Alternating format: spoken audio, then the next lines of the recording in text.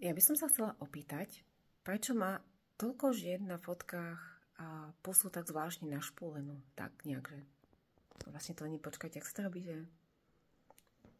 neviem to teraz presne ani akože to neviem presne, ako sa to robí. Vie mi to niekto vysvetliť? Týmto som chcela povedať, milá žena, že to najkrajšie na tebe je, keď si sama sebou a keď si prirodzená. To znamená aj s chybami, to znamená aj kvázi nedokonalá. A vtedy si krásna, vtedy si jedinečná, vtedy si prekrásna, keď si uvoľnená, keď sa smeješ a nie keď špúliš pery.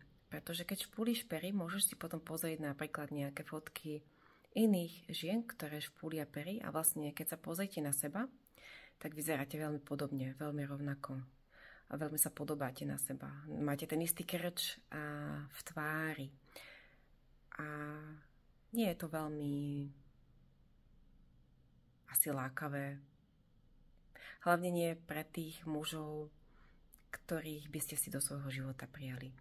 Pretože normálnemu, čo je to normálny, zdravému mužovi, ktorý je muž, chlap, skutočný, taký ten, ktorého si praje každá žena, si praje ženu, ktorá je sama sebou, ktorá je prirodzená a ktorá sa na nič nehrá.